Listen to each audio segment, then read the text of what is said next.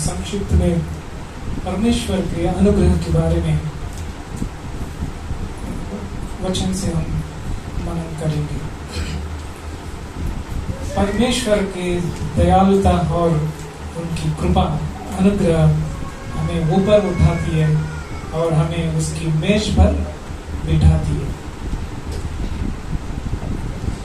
हम वचन में बाइबल में किंग डेविड के बारे में हम जानते हैं, राजा दाऊद राजा ऐसा है, वो परमेश्वर के हृदय को जानता था और परमेश्वर के हृदय के अनुरूप व्यक्ति, इसके हृदय के अनुसार चलने वाला व्यक्ति। परमेश्वर खुद स्वयं बोलते, मेरे सेवक दाऊद मेरा हृदय के अनुसरण करने वाला व्यक्ति। तो दाऊद परमेश्वर की अनुग्रह को जानता था और उसे अपने जीवन में लागू करता था, है ना। तो बाइबल में एक दृष्टांत है, एक घटना है। दाऊद एक मेफीबोशेत करके एक साल का पुत्र था। उनके जीवन से हम देखेंगे। पहले शमूएल दूसरा शमूएल 9 अध्याय, ये अध्याय में मैं पढ़ता हूँ, आप देख सकते हो। दाऊद ने पूछा, क्या शाऊल के घराने में से कोई अब तक बचा है जिसको मैं योनातान के कारण प्रीति दिखाऊं? शाऊल के घराने का सीबा नामक एक कर्मचारी था। वो दाऊद के पास बुलाया गया और जब राजा ने उससे पूछा, क्या तू सीबा है? तब उसने कहा, हाँ, तेरा दास वही है। राजा ने पूछा, क्या शाऊल के घराने में से कोई अब तक बचा है जिसको मैं परमेश्वर की सी प्रीति दिखाऊं? सीबा ने राजा से कहा, हाँ, योनातान का एक बेटा तो है जो लंगड़ा है। राजा ने उससे पूछा, वो कहाँ है? सीबा ने राजा से कहा, वो तो लोदबार नगर में अम्माएल के पुत्र माकीर के घर में रहता था। तब राजा दाऊद ने दूत भेजकर उसको लोबदार से अम्माएल के पुत्र मीकाल के घर से बुलावा लिया। जब मेफीबोशेत जो योनातान का पुत्र और शाऊल का पोता था दाऊद के पास आया, तब वो मुंह के बल गिर के दंडवत किया। दाऊद ने कहा, हे मेफीबोशेत। उसने कहा, तेरे दास को क्या आज्ञा? दाऊद ने उससे कहा, मत डर, तेरे पिता योनातान के कारण मैं निश्चय तुझको प्रीति दिखाऊंगा और तेरे दादा शाऊल की सारी भूमि तुझे फेर दूंगा और तू मेरी मेज पर नित्य भोजन किया कर। उसने दंडवत करके कहा, तेरा दास क्या है कि तू मुझ ऐसे मरे कुत्ते की ओर दृष्टि करे? तब राजा ने शाऊल के कर्मचारी सीबा को बुलाकर उसने कहा, जो कुछ शाऊल और उसके समस्त घराने का था वो मैंने तेरे स्वामी के पोते को दे दिया है।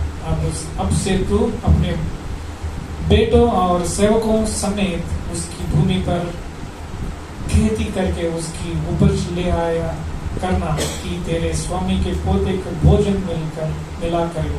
परंतु तेरे स्वामी का फिर पोता मेफीबोशेत मेरी मेज पर नित्य भोजन किया करेगा। सीबा के तो 15 पुत्र और 20 सेवक थे।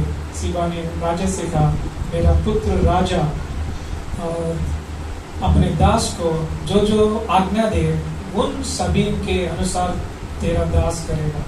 दाऊद ने कहा, मेफीबोशेत राजकुमारियों को समान मेरी मेज पर भोजन किया करे।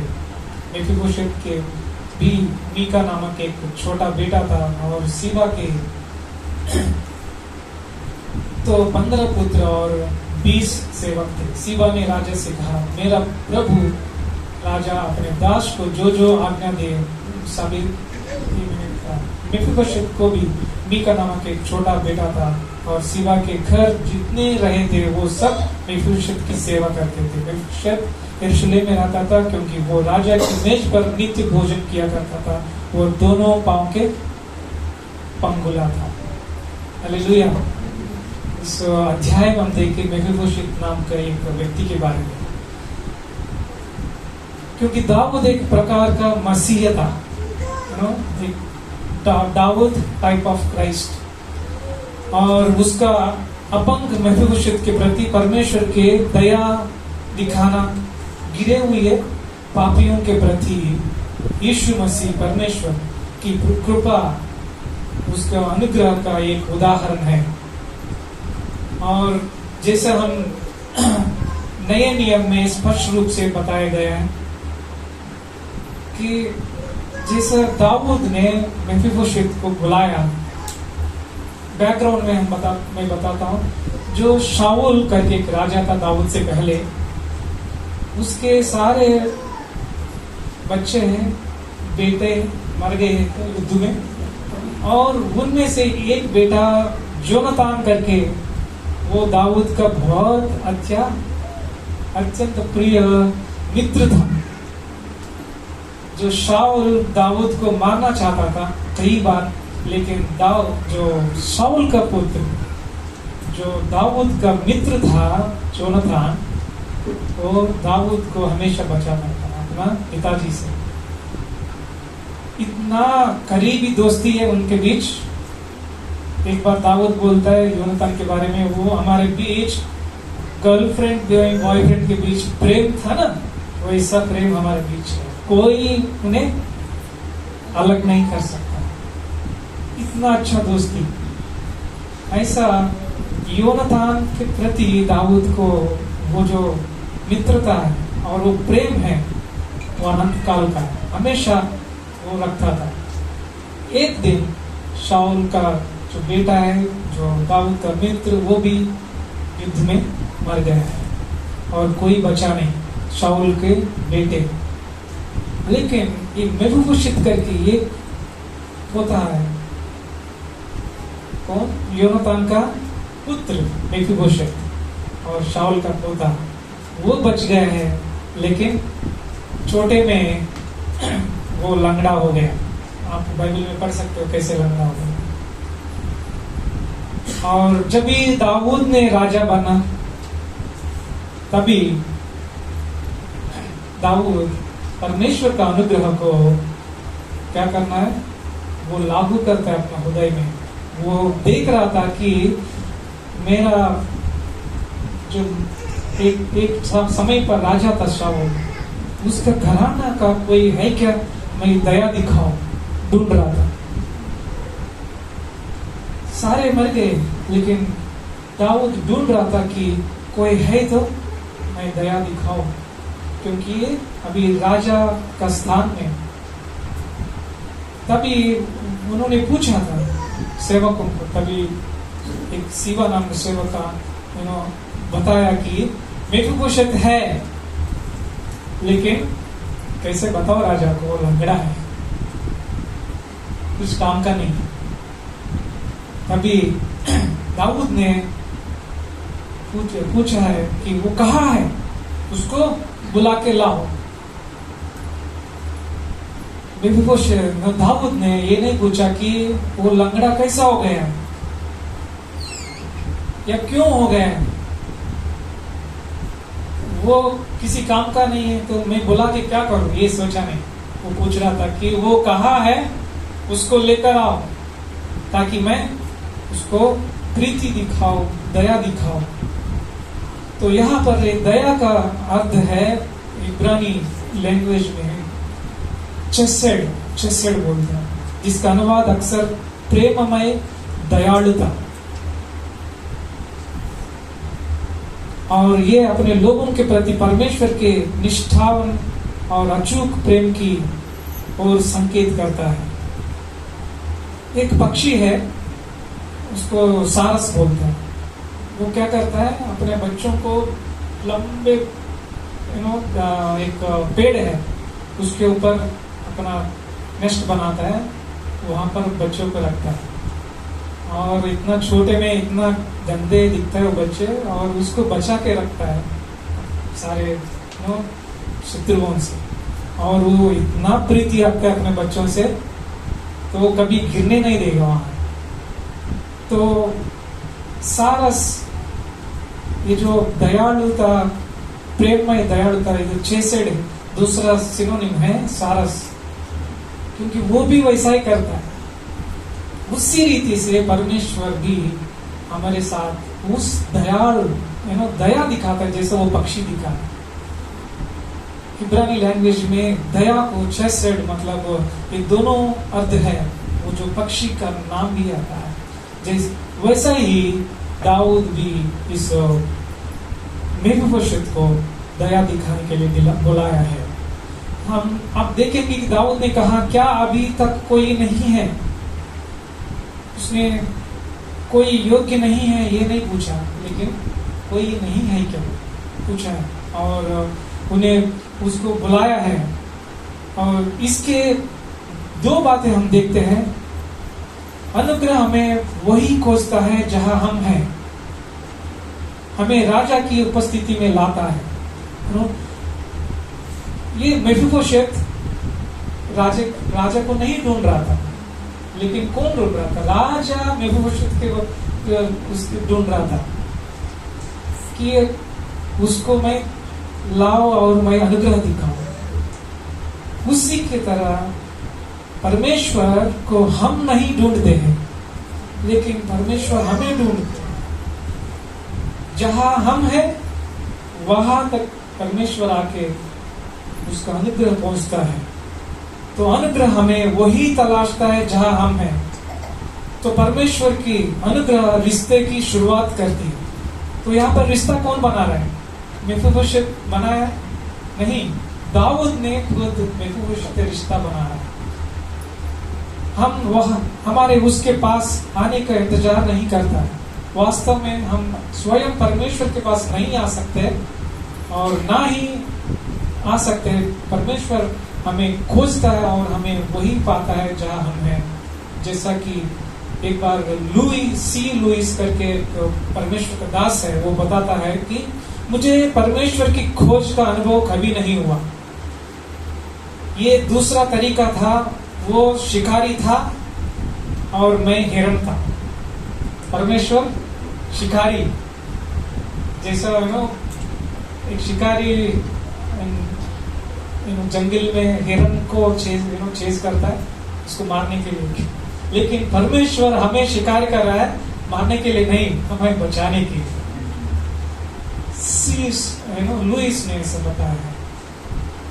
वो हंटर, शिकारी था, ताकि मैं उनको मिल जाओ और मुझे ले आओ, अपने साथ रखो, मुझे बचाओ और मुझे अनुग्रह दिखाओ। तो हम पाप में गिरे हुए थे और हम परमेश्वर से बहुत दूर थे, लेकिन हम परमेश्वर से डरते थे, लेकिन परमेश्वर हमें ढूंढते आया है। तो जैसा वो मेफीबोशेत लंगड़ा था, वैसा ही हम किसी योग्य नहीं है, किसी काम का नहीं है। लेकिन ऐसा स्थिति में हम भी हो सकते हैं। हम यीशु बताता है मत्ती का सुसमाचार 5:3-10 में, हमारा आत्मिक स्थिति वैसा हो सकती है। धन्य है वो जो मन के दीन है, क्योंकि वो स्वर्ग का राज उन्हीं का है। और धन्य है वो जो शोक करते हैं, क्योंकि वो शांति पाएंगे। धन्य है जो नम्र है, क्योंकि वो पृथ्वी के अधिकारी होंगे। यहाँ पर हमारा स्थिति वैसा ही होगा। हम कंगाल हैं और हम शोक करते हैं, लेकिन यहाँ पर धन्य है बता रहा है। धन्य है मतलब वो खुश है, क्योंकि हम उस स्थिति में रहने से एक तरीका से देखा तो वो अच्छा हुआ, क्योंकि परमेश्वर हमें ढूंढने मौका मिला है। अगर हम अच्छा स्थिति में होता तो कभी परमेश्वर को नहीं ढूंढते। यहाँ पर ऐसा स्थिति में भी हम परमेश्वर को नहीं ढूंढ सकते, लेकिन वो खुद हमें ढूंढते आया है, जो हमारा हर एक का स्थिति वैसा ही है। परमेश्वर हमें ढूंढने आया है और हमें बचाने आया है। तो और दूसरा है, अनुग्रह हमें राजा की उपस्थिति में लाता है। ये वे लोग हैं जो अपनी जरूरतमंद आध्यात्मिक स्थिति को पहचानते हैं, जो परमेश्वर की अनुग्रह को जवाब देते हैं। जो परमेश्वर हमें अनुग्रह दिखाया, लेकिन उसको हम स्वीकारते हैं। और राजा दाऊद ने बोला, ये हमेशा मेरे मेज पर बैठेगा, मेरे सामने बैठेगा और मैं जो खाता हूं वही खाएगा। और जिसकी लायक नहीं है उसकी लायक परमेश्वर का अनुग्रह में बनाता है। और जो लोग सोचते हैं कि वे आध्यात्मिक रूप से अच्छे हैं, वो अक्सर विद्रोह करते हैं या विरोध करते हैं। लेकिन परंतु मेफीबोशेत आया है और उसने निर्णय उसको मिला यह है कि परमेश्वर की ABCD नहीं जानता, वो अनुग्रह का ABC मतलब एक्सेप्टेड, प्रभु में वो स्वीकार किया गया। और B मतलब ब्लेसिंग, उसका आशीष हमें मिला। C मतलब कम्युनियन, उसके साथ हमें फेलोशिप, संगति मिला। परमेश्वर का अनुग्रह का शुरुआत हुई और उसके साथ हमें हमेशा संगति करने के लिए परमेश्वर का अनुग्रह हमें मदद किया है। तो पहले कोरिन्थियों 1:9 में लिखा है कि परमेश्वर ने हमें बुलाया है ताकि उस पुत्र यीशु मसीह का साथ हमें संगति करे। तो ईश्वर ने हमें स्वयं अपने पुत्र के साथ संगति में बुलाया। उसने हमें अपने परिवार का सदस्य बनाया, जहां हम उसकी मेज का इनाम एक साथ साझा करते हैं। तो उसकी अनुग्रह ने हमें राजाओं के राजा और उनके बच्चों के साथ मधुर और दैनिक संवाद में उसने ला के दिया है।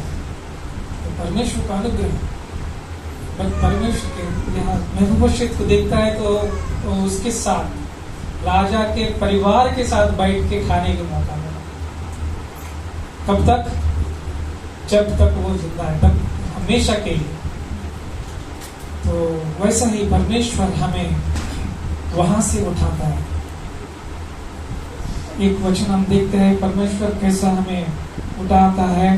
पहले सामुएल 2:8 में वो कंगाल को धूलि में से उठाता और दरिद्र को घूरे में से निकाल करा करता है, ताकि उनको अधिपतियों के संग बिठाए और महिमा युक्त सिंहासन के अधिकारी बनाए, क्योंकि वो पृथ्वी के कंधे यहोवा के हैं और उसने उन पर जगत को धरा है।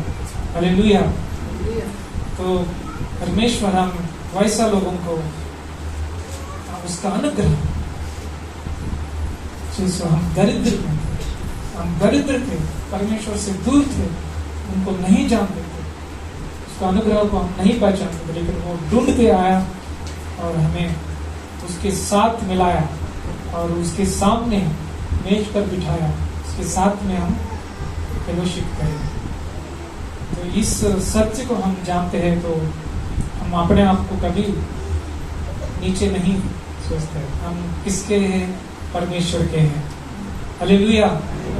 तो इस सत्य में आप जियो ताकि हम परमेश्वर के साथ हमेशा उस संगति में बने रहे और वचन से हमें जुड़े, वचन से हम सीखे परमेश्वर का अनुग्रह क्या है, ताकि हम उसको अनुभव कर सकते हैं। हमें आइए प्रार्थना करते हैं, धन्यवाद देते हैं।